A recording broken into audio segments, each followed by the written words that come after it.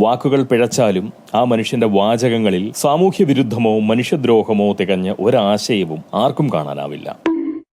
അവസരം കിട്ടുമ്പോഴൊക്കെ വളരെ ആവേശത്തോടെ ആൾക്കൂട്ടത്തിന് നേരെ നാക്കെടുക്കുന്ന ആളാണ് ശ്രീ സുരേഷ് ഗോപി. അങ്ങനെ തോന്നിയിട്ടില്ലേ?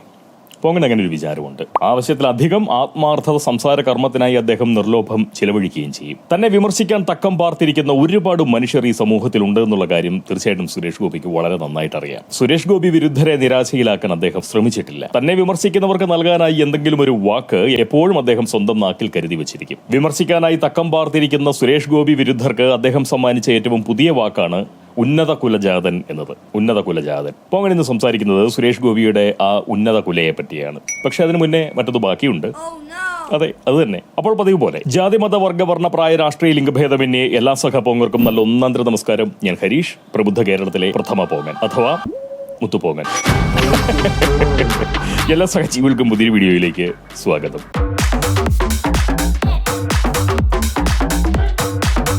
ഈ വ്യക്തികളെ പോലെ തന്നെ വാക്കുകൾക്കും വയസ്സാവും എന്നൊരു ചിന്ത പോങ്ങൻ വെച്ച് പുലർത്താറുണ്ട്. പ്രായം കൂടുമ്പോൾ പലപ്പോഴും വാക്കുകൾക്ക് അർത്ഥവ്യതിയാനവും സംഭവിക്കും. ഉദാഹരിച്ച് നേരം കളയുന്നില്ല, അല്ലാതെ തന്നെ പോക പ്രേക്ഷകർ കൃത്യമായി കാര്യം കിട്ടുമെന്നുള്ള കാര്യം ഈ മുത്തുപോങ്ങന് വളരെ നന്നായിട്ട് അറിയാം. സുരേഷ് ഗോപിയെ പോലെ വിരോധി സമ്പന്നരായിട്ടുള്ള അല്ലെങ്കിൽ ശത്രു സമ്പത്തിൽ കോടീശ്വരരായിട്ടുള്ള നാക്കോങ്ങികൾ ഒരു കാര്യം ഓർമ്മയിൽ എപ്പോഴും വയ്ക്കണം. വരവ് നിലച്ച് ചിലവ് മാത്രമായി കഴിയുന്ന മാതാപിതാക്കളെ ചില മക്കൾ വീട്ടിൽ നിന്നും ഇറക്കി വിടുന്ന പോലെ പഴയ കാലത്ത് വളരെ പ്രതാപത്തോടെ കഴിഞ്ഞിരുന്ന പല വാക്കുകളെയും സമൂഹം ഇന്ന് പടികടത്തി വിട്ടിട്ടുണ്ട്. അല്ലെങ്കിൽ സാമൂഹികവും സാംസ്കാരികവും കാലികവും ഒക്കെ ആയിട്ടുള്ള മാറ്റങ്ങൾ കൊണ്ട് ചില വാക്കുകൾ അപ്രഖ്യാപിത നാടുകടത്തലിന് വിധേയപ്പെട്ടിട്ടുണ്ട്.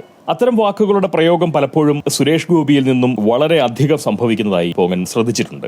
ഇപ്പോൾ ഉന്നത കുലജാതൻ എന്ന വാക്കാണ് കുഴപ്പമായതെങ്കിൽ കുറച്ചുനാൾ മുന്നേ പ്രജ എന്ന വാക്കാണ് സുരേഷ് ഗോപി വിരുദ്ധർ ആഘോഷിച്ചത്. രാജാധിപത്യ കാലത്ത് പ്രജയ്ക്ക് നല്ല ഊക്കുണ്ടായിരുന്നു. ജനാധിപത്യത്തിൽ പൗരൻ എന്ന വാക്കിനാണ് ഊക്കുള്ളത്, അല്ലെ? ഉന്നത കുലജാതൻ എന്ന പ്രയോഗത്തിന് പകരം മുന്നാക്ക ജാതിക്കാരൻ എന്ന് ഉപയോഗിച്ചിരുന്നു എങ്കിൽ സുരേഷ് ഗോപി വിരുദ്ധർക്ക് കടിച്ചു പറിക്കാൻ അങ്ങനെ കാര്യമായിട്ടൊന്നും കിട്ടില്ലായിരുന്നു. കാരണം ഇവിടെ മുന്നാക്ക ജാതിക്കാരും പിന്നാക്ക ജാതിക്കാരും ഉണ്ടെന്ന് പറയുന്നത് സുരേഷ് ഗോപി അല്ല. ജാതിയുടെയും മതത്തിന്റെയും പേരിൽ മനുഷ്യരെ വിഭജിച്ച് നിർത്തിയിരിക്കുന്നതും മുന്നാക്കമെന്നും പിന്നാക്കമെന്നും അവരെ തരം തിരിച്ചിരിക്കുന്നതും നമ്മുടെ സർക്കാർ സംവിധാനങ്ങളാണ്, അതല്ലെങ്കിൽ സമൂഹം തന്നെയാണ്. പ്രജകളെ പൗരന്മാരാക്കാൻ സാധിക്കുമെങ്കിൽ ഉന്നത കുലജാതർ എന്നത് മനുഷ്യവിരുദ്ധമായിട്ടുള്ള ഒരു പ്രയോഗമായി മനസ്സിലാക്കാൻ കഴിയുമെങ്കിൽ ജാതിയും മതവും മാറ്റിവെച്ച് സമ്പത്തിന്റെ അടിസ്ഥാനത്തിൽ മനുഷ്യരെ മുന്നാക്കവും പിന്നാക്കവുമാക്കാൻ നമുക്ക് സാധിക്കാതെ പോകുന്നത് എന്തുകൊണ്ടാണ്?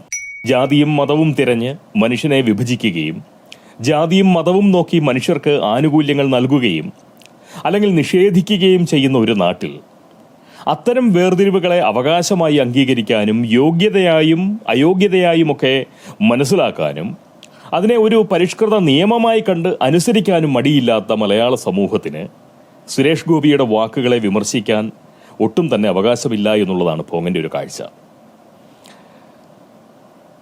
അതെ, അങ്ങനെ തന്നെയാണ് പോങ്ങൻ വിചാരിക്കുന്നത്. അതവിടെ നിൽക്കട്ടെ. സുരേഷ് ഗോപിയുടെ ഉള്ളിലുള്ള ആശയങ്ങൾക്ക് മാനവിക ബുദ്ധിയുടെയും സഹജീവി സ്നേഹത്തിന്റെയും തിളക്കമുണ്ടെന്നാണ് സത്യമായിട്ടും ഞാൻ കരുതുന്നത്. എന്നാൽ അദ്ദേഹത്തിന്റെ നാക്കു തുപ്പുന്ന ചില വാക്കുകൾ സുരേഷ് ഗോപിയെ മനുഷ്യവിരുദ്ധനും പ്രാകൃത ബുദ്ധനുമാക്കാൻ ശേഷിയുള്ളതാണെന്ന് പറയാൻ എനിക്ക് ഒട്ടും തന്നെ മടിയുമില്ല. എല്ലാവരുടെയും മുന്നിലല്ല അദ്ദേഹം അങ്ങനെയൊക്കെ ആവുന്നത് കേട്ടോ. വിവരദോഷികളും വിശകലന സിദ്ധി ഇല്ലാത്തവരും ഇഷ്ടമില്ലാത്ത അച്ചിയിലെ കുറ്റം നോക്കികളും വിരോധത്തെ സ്നേഹമായി കാണുന്നവരും വെറുപ്പിനെ മാനവികവാദമായി മനസ്സിലാക്കുന്നവരുമായിട്ടുള്ള ആളുകൾക്ക് മുന്നിൽ മാത്രമാണ് സുരേഷ് ഗോപി സാമൂഹ്യ വിരുദ്ധനാവുന്നത്. പക്ഷേ അത്തരക്കാരാണ് ഈ സമൂഹത്തിൽ ഇന്ന് ഭൂരിപക്ഷമായിരിക്കുന്നതെന്ന് വരുമ്പോൾ നല്ലൊരു ആശയത്തിലെ മോശമായൊരു വാക്കുകൊണ്ട് ആൾക്കൂട്ടം ആശയത്തെ കാണാതെ പോവുകയും ദാർശനിക ബുദ്ധിയോടെ സംസാരിച്ചവനെ മനുഷ്യവിരുദ്ധനായി കണ്ട് ആഘോഷിക്കുകയും ചെയ്യും. ഒരു നിശ്ചിത അളവ് ബുദ്ധിയെങ്കിലും മണ്ടയിലില്ല എങ്കിൽ ആരെങ്കിലും പങ്കിടുന്ന ആശയത്തെ വിശകലനം ചെയ്ത് ഉൾക്കൊള്ളാനും ഒരു വാചകത്തിൽ നിന്നും അതിന്റെ സത്ത രുചിച്ചെടുക്കാനുമൊന്നും ആർക്കും കഴിയില്ല. സൈദ്ധാന്തിക സാമർഥ്യം കുറഞ്ഞുപോയിട്ടുള്ള മനുഷ്യർ ഒരു മുഴുനീള വാചകത്തിൽ നിന്നും അവർക്ക് രുചിക്കുന്ന വാക്കുകൾ മാത്രം അടർത്തിയെടുത്ത് കുറിച്ചുകൊണ്ട് സ്വന്തം വിഡ്ഢിത്തത്തിന്റെ കയ്പ് ആസ്വദിക്കുകയും സ്വന്തം കയ്പിന്റെ ആസ്വാദന വിവരണം സമൂഹത്തിന് മുന്നിൽ തട്ടുകയും ചെയ്യും. വിവരദോഷികളെ വൈജ്ഞാനിക രാക്ഷസരായി കാണുന്ന ജൈവ വിഡ്ഢികൾ അവരുടെ വിവരക്കേടുകളെ സ്വന്തം അഭിപ്രായമായി മാറ്റുകയും ചെയ്യും.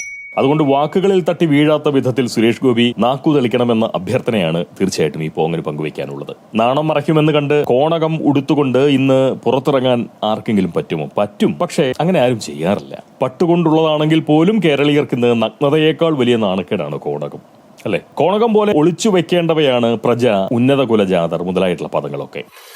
ഉന്നത കുലജാതൻ എന്ന പ്രയോഗത്തെ മാറ്റി നിർത്തിയാൽ സുരേഷ് ഗോപിയുടെ ഉദ്ദേശശുദ്ധിയെ പഴിക്കാനോ സംശയിക്കാനോ നിൽക്കുന്നത് മര്യാദയല്ല എന്നാണ് പോങ്ങന്റെ ഒരു അഭിപ്രായം. ആദിവാസികളുടെ ക്ഷേമത്തിനും ഐശ്വര്യത്തിനും സമൃദ്ധിക്കുമൊക്കെ വേണ്ടത് നൽകി അവരെ സേവിക്കാനുള്ള ചുമതല മുന്നാക്ക വിഭാഗത്തിൽപ്പെട്ടവർക്ക് നൽകണം. അതുപോലെ തിരിച്ചു. സുരേഷ് ഗോപിയുടെ ആ ചിന്തയിൽ നന്മയും സ്നേഹവും കരുതലും ഒക്കെ ഉണ്ട്. എന്നാൽ പോങ്ങൻ അതിനെ അങ്ങനെയല്ല കാണുന്നത്. ദേവസ്വം ബോർഡിന്റെ ഭരണം നാളെ ഒരു സുഡാപ്പിയെ ഏൽപ്പിച്ചു കൊടുത്താൽ അത് മതസൗഹാർദ്ദം വളർത്തുന്ന നീക്കമായി എത്ര പേർ മനസ്സിലാക്കും? അങ്ങനെ ഒരു നീക്കമുണ്ടായാൽ സുരേഷ് ഗോപി അതിനെ എങ്ങനെയാവും സമീപിക്കുക?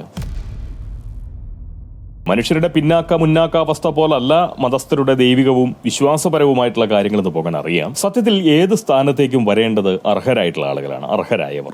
ജാതിയോ മതമോ സാമ്പത്തിക സ്ഥിതിയോ സാമൂഹ്യ മൂല്യമോ ഒന്നും യോഗ്യതയോ അല്ലെങ്കിൽ അയോഗ്യതയോ ഒന്നും ആവരുത്. ആദിവാസികളെ എന്നല്ല, ഏത് മനുഷ്യ സമൂഹത്തെയും സേവിക്കാനുള്ള യോഗ്യത ഒരുവന്റെ ത്യാഗബുദ്ധിയും നീതിബോധവും ന്യായചിന്തയും സത്യസന്ധതയും നിസ്വാർത്ഥതയും നിഷ്പക്ഷതയും സഹജീവി സ്നേഹവും സഹിഷ്ണുബുദ്ധിയും സമഭാവനയും ഭൂതദയയും കരുണയും മനുഷ്യപ്പറ്റും സാമൂഹ്യബോധവും പൗരബുദ്ധിയും അങ്ങനെയൊക്കെയാണ്. അങ്ങനെ പലതുമാണ്. ഏത് പദവിയിലേക്കും ഇന്ന് ആളുകൾ വരുന്നത് ഭരിക്കാനാണ് എന്നുള്ളതാണ് കഷ്ടം പിടിച്ചൊരു കാര്യം. ഒരു ചെറിയ പദവിയിൽ ഒരാൾ എത്തിയാൽ പോലും അതിന്റെ താഴെ ആരെങ്കിലും ഉണ്ടെങ്കിൽ അവരെ ഭരിക്കാനുള്ള ഒരു പ്രവണതയാണ് മനുഷ്യർ പൊതുവെ കാണിക്കുന്നത്. ജനാധിപത്യ കാലത്ത് ഒരു മനുഷ്യനും ആരെയും ഭരിക്കാൻ അവകാശമില്ല. നമുക്ക് ഭരണാധികാരികളല്ല, സേവകന്മാരെയാണ് വേണ്ടത്. ആദിവാസികളെ സേവിക്കാൻ അവരുടെ പ്രശ്നങ്ങൾ അറിയുന്ന ഒരാളെ തന്നെ നിയോഗിക്കണമെന്ന് പറയുന്ന ഒരു അഭിപ്രായം പോങ്ങനില്ല.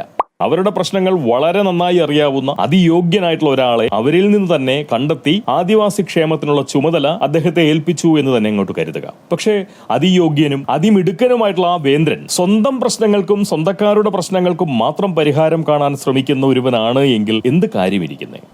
അതുകൊണ്ട് ആദിവാസികളെ അറിയുന്നവർ തന്നെ അവരെ സേവിക്കണമെന്നില്ല. അവരെ അറിയാൻ ശ്രമിക്കുന്ന, അവരുടെ ജീവിത നിലവാരം ഉയരണമെന്ന് അവരെക്കാൾ ആത്മാർത്ഥമായി ആഗ്രഹിക്കുന്ന ഒരാളാവണം അവരെ സേവിക്കാൻ നിയോഗിക്കപ്പെടേണ്ടത്. പലപ്പോഴും അവരുടെ ജീവിത സാഹചര്യങ്ങൾ വളരെ ഉന്നതമായിട്ടുള്ള ഒരു ജീവിത അവസ്ഥയെക്കുറിച്ച്, അതല്ലെങ്കിൽ വളരെ ഉന്നതമായിട്ടുള്ള ഒരു നിലയിലേക്ക് കാര്യങ്ങളെ എത്തിക്കാനോ അല്ലെങ്കിൽ അങ്ങനെ ഒരു സ്വപ്നം കാണാനോ നിലവിൽ ഇതുവരെ കഴിഞ്ഞു വന്നിരുന്ന ജീവിത സാഹചര്യങ്ങൾ അവരെ അനുവദിക്കുന്നുണ്ടാവില്ല. അപ്പോൾ അവരുടെ ആഗ്രഹത്തിനു മുകളിൽ അവരെ പ്രതിഷ്ഠിക്കാൻ കഴിയുന്ന ചിന്താഗതിയും മനോഭാവമുള്ള ആളുകൾ തന്നെയാണ് അവരെ സേവിക്കാൻ വേണ്ടത്. ശരിക്കും പറഞ്ഞു കഴിഞ്ഞാൽ ഉദാത്തമായ സ്വപ്നങ്ങൾ അവർക്ക് വേണ്ടി കാണാൻ കഴിയുന്ന തരത്തിലുള്ള ആളുകൾ തീർച്ചയായിട്ടും അവരെ സേവിക്കാനായിട്ടുണ്ടാവണം. അതാണ് പോങ്ങന്റെ ഒരു വിചാരം. എന്തൊക്കെ പറഞ്ഞാലും ആദിവാസി ഗോത്ര മഹാസഭയുടെ നേതാക്കളെക്കാൾ ആത്മാർത്ഥമായി ആദിവാസികളുടെ ക്ഷേമത്തിനായി പ്രവർത്തിക്കാൻ തീർച്ചയായിട്ടും സുരേഷ് ഗോപിക്ക് സാധിക്കുമെന്ന് പോങ്ങൻ അങ്ങോട്ട് ഉറച്ചു വിശ്വസിക്കുന്നുണ്ട്. ഭാവത്തിലും ഭാഷയിലും അല്പസ്വല്പം ഗർവ് പ്രകടിപ്പിക്കുമെങ്കിലും അവരെ കേൾക്കാനും ആദിവാസികളെ കേൾക്കാനും അവരെ അറിയാനും സേവിക്കാനും ഒക്കെയുള്ള മനസ്സ് തീർച്ചയായിട്ടും സുരേഷ് ഗോപിക്കുണ്ട് എന്നുള്ള കാര്യം സത്യമാണ്. സുരേഷ് ഗോപി ഒരു സാധു മനുഷ്യനാണ്. ദേശീയ പുരസ്കാരം നേടിയ നടനാണെങ്കിലും സൂപ്പർ താരമാണെങ്കിലും രാഷ്ട്രീയക്കാരനായി അഭിനയിക്കാൻ അറിയാത്ത ഒരു പാവം മനുഷ്യനാണ് സുരേഷ് ഗോപി.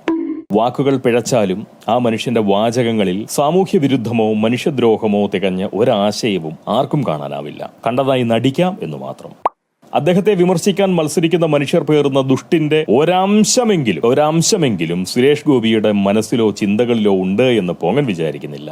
അത് സുരേഷ് ഗോപിയുടെ ഒരു അടിമയാണ് പോങ്ങൻ എന്നുള്ളത് കൊണ്ടല്ല. പോങ്ങൻ അങ്ങനെ ഒന്നിന്റെയും ആരുടെയും അടിമയല്ല. പോങ്ങന്റെ പോലും അടിമയല്ല പോങ്ങൻ. ഒരിത്തിരി പൊങ്ങച്ചക്കാരനാണോ, ഒരിത്തിരി അഴകിയ രാവണനാണോ എന്നൊക്കെ തോന്നിപ്പിക്കും. അത് ആ ശരീരഭാഷയിലൂടെ ഒരുപക്ഷെ അങ്ങനെയുള്ള തോന്നിപ്പൊക്കെ പുള്ളി പകർന്നു എന്ന് വരും. പക്ഷെ അത് കാര്യമാക്കാനില്ല. അദ്ദേഹം ഒരു സാധു മനുഷ്യനാണ്. ഈ സംസാരം പോങ്ങൻ എന്തായാലും ഇവിടെ അവസാനിപ്പിക്കുന്നില്ല. ഇപ്പോൾ തന്നെ സമയം കുറച്ചധികമായി. ഒരു 10 മിനിറ്റിനപ്പുറത്തേക്ക് കടന്നു പോകരുത് എന്നുള്ളൊരു വിചാരം ഒരു നിർബന്ധമായി പോങ്ങൻ സൂക്ഷിച്ചുകൊണ്ടാണ് ഇന്നു മുതലെങ്കിലും, നേരത്തെ തുടങ്ങി വെച്ചു പരിശ്രമം, പക്ഷെ പരാജയപ്പെട്ടു പോവുകയാണ് ചെയ്തത്. അതുകൊണ്ട് ഈ വിഷയത്തിലുള്ള സംസാരം ഇവിടെ അവസാനിപ്പിക്കുന്നില്ല. പോങ്ങൻ സമയത്തെ മാനിച്ചുകൊണ്ട്, നിങ്ങളുടെയൊക്കെ ഡേറ്റയെ മാനിച്ചുകൊണ്ട് തൽക്കാലത്തേക്ക് അവസാനിപ്പിക്കുകയാണ്. ഈ വിഷയവുമായി ബന്ധപ്പെട്ട് മനോരമയുടെ ഒരു സ്വന്തം ലേഖിക ഈ പോങ്ങന് നൽകിയ ലാഭത്തെ പറ്റിയും മറ്റുമൊക്കെ നമുക്ക് നാളെ സംസാരിക്കാം.